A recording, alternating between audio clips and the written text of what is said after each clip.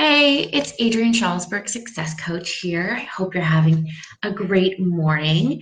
I wanted to share something that had actually happened about a week and a half ago that I realized ties in really nicely to what I wanted to teach you guys about this morning.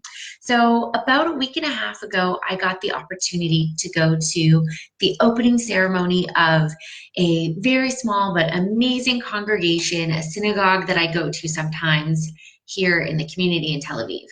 And what happened was the synagogue had actually been established back in 1939.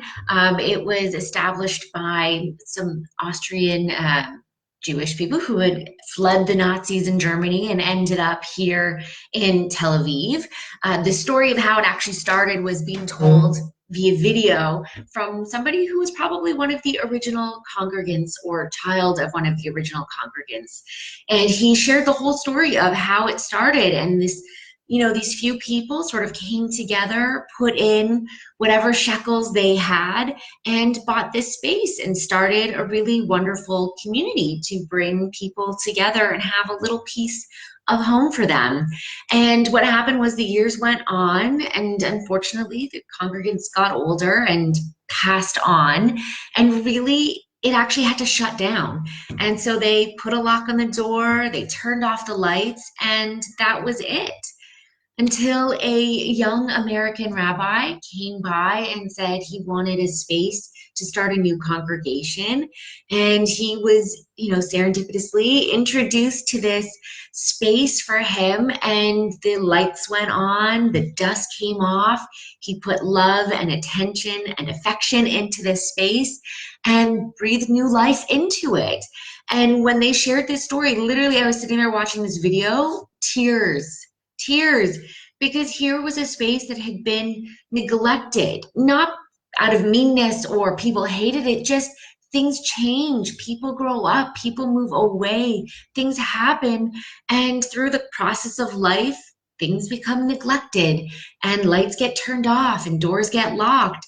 And the man who was sharing the story really had said that he thought that that was it, that it was going to be over, that this place would never be used again, until this young American rabbi came in and breathed new life into the space. And once he came in and started having classes and having weekly services, then they said, okay, now that we've cleaned it up, now that we've brought new light into it, now that there's love in this space, let's redesign it. And then they brought in an interior designer who did an amazing job at making this space something that was modern and amazing and gorgeous, and even, a better version of what it had been once it had been repurposed and reused.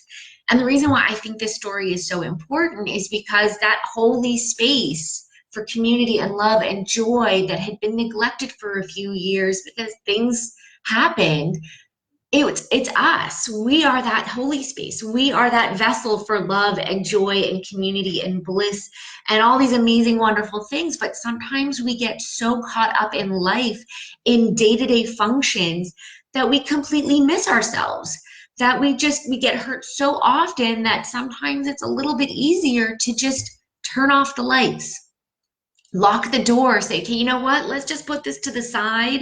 I'm not angry at myself, but I just need to focus on making it through my life.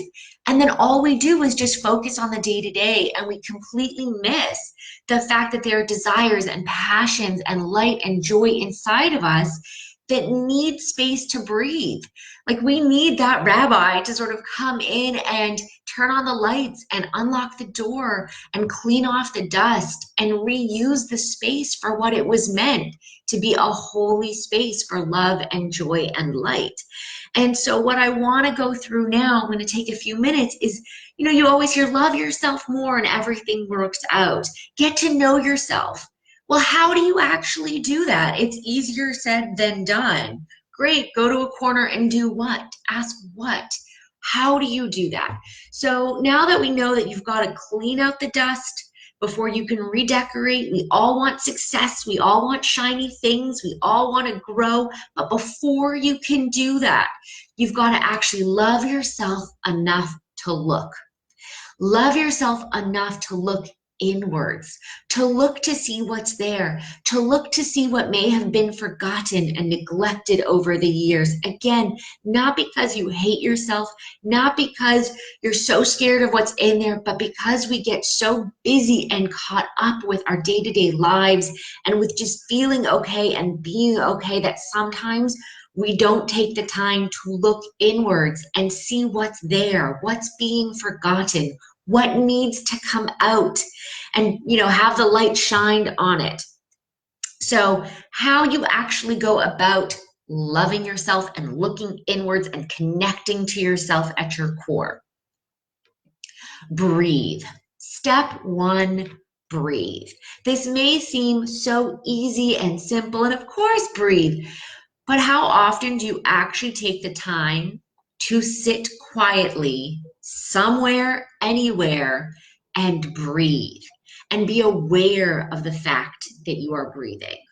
Not so often, I may assume. Maybe if you practice meditation on a regular basis, you're doing it. Awesome. If you are not, try to incorporate that into your day-to-day activity. And breathing can be you sitting on a couch. You can be sitting outside on a bench. Maybe you're about to run and do errands and you're outside and you say, you know what, give me 2 minutes. I just need to sit and breathe. Maybe you go to the beach. Maybe you go to a park. Again, how you do this is what suits you best. Be creative. Say, okay, what have I not done? Where do I like going and hanging out and sitting and enjoying the view? And I haven't done it in a while. Maybe you're really, really busy and just sitting on the edge of your bed is all that you're going to get today. Then do that. But sit somewhere that you can just breathe. Inhale and exhale. And you continue that process of just inhaling and exhaling. This can be 1 minute, 2 minutes, 10 minutes, whatever you've got time for. Just focus on the rhythm of your breath. And once you do this for, again, 1 minute, 2 minutes, 3 minutes, all that you're focusing on is just getting your thoughts to become quiet. We're not emptying our mind of thoughts. Not going to happen, not part of the practice. You're just aiming on lowering the volume of your thoughts, because we have on average between 12,000 and 65,000 thoughts that go through our head each day. I, like you, I'm hovering around the 65,000 mark plus. And so what we're doing is just quieting those thoughts down. Don't focus on getting rid of them. All you're focusing on, your breath. Inhaling and exhaling, inhaling and exhaling. And you just continue this motion. And what I do to help me, if my mind is really racing, I will literally inhale and say, mind, quiet, mind, quiet, just so that I can actually focus on something, because sometimes even with focusing on my breath, I get distracted. ADD right here. So I just need to focus on something. So I'll say mind, quiet, inhaling, exhaling. Once my mind is actually quiet, and you can tell intuitively, you can tell when, okay, my thoughts have lessened right now, I'm feeling more relaxed, I will take my hand and I will put it on my heart. Again, I need lots of visual things to help me with this. You might not. Try it, experiment, see what works best for you. Okay, nothing is cookie cutter in life. We just experiment and play with different things. So I take my hand, I press my on speaker button, and I close my eyes. And again, even after I do this, I still say mind, quiet, and I still just focus on inhaling and exhaling. Maybe I put 2 hands on, and I'm like, okay, hello. Sometimes I'll say it out loud. Sometimes I'll say it in my head. The point here is that you're going to hear a voice come back to you and say, hi. And I have done this with a room full of 50 women, and I know that it works, and I'm not just hearing alien voices in my head. I have done this with clients. So even if you think this might be silly, believe me, you are going to hear a voice come back to you. Actually, once I had a client say that it was the voice of his therapist. And I said, whosever voice it is, as long as it's the voice of reason coming back to you, that's what you want. If you do this and you do not hear a voice say hi after you say hello, just keep practicing. The voice is in there, but it's just a little tiny whisper. That voice is you at your core, the essence of who you are. That voice is beyond the thoughts, beyond the negativity, beyond the getting caught up in the day-to-day life. When you close your eyes and say hi and hear a hello come back to you, that is the key relationship that you are going to have for the rest of your life. That is your inner guide, your inner self that will help you navigate through your world and through your life for eternity. Important stuff here. If it's a tiny, teeny, tiny whisper, it's because you have to engage with this voice on a more regular basis. And again, the longer and more connected you are with that voice, the louder and stronger that voice is going to be. And I literally use my inner self, my inner guide for everything. When I don't know what kind of decision I need to make, should I leave this job? Should I start a business? Should I move to Israel? Anything that is really important. Even should I buy this shirt? Do I really need this shirt? Is it something that's going to help me? Okay, that voice is the key to being you, to loving yourself, to letting yourself shine out. So what you can ask yourself if you're just sort of getting acquainted, hey, it's been a while. I haven't spoken to you in many, many years. How are you doing? How's it going? How are you feeling? What do I need to do right now? And sometimes the voice is going to come back to you and say, you need to stop. You need to rest. For me, it was, you need to get up and go. Stop sitting. Move. Go in this direction, meet new people, do a Facebook Live, reconnect with people. That voice is going to tell you what you need to hear. So start asking, start connecting. Say, hey, what's something that I've been neglecting for a long time that I need to start doing again? And the voice will come up and tell you what that is. Although if it's something big and like a huge decision for me, for example, where am I going to move to when I knew I was going to leave Montreal? And I asked myself this question for months. I knew in February of 2015 that I was gone. I didn't move until the last day of December 2015. It was 11 months. And for that 11-month period, I kept asking my inner self, where am I moving to?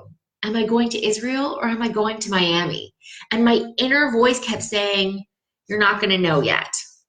Just keep packing. You're not going to know yet. You're not going to know yet. And I sat with that and said, okay, fine. The reason why I'm telling you this is because you might get so excited that you finally are connecting with yourself at your core and you've got these big questions. Should I marry this person? Should I leave this relationship? And sometimes we're not necessarily in the best place to get that answer. So before you get so excited and so into it, I want to let you know that what you're going to be receiving from this voice, from your inner self, may not always be so clear cut depending on where you are in your path and your journey. But the key here is that you are asking these questions. The key here is that you're actually making the connection.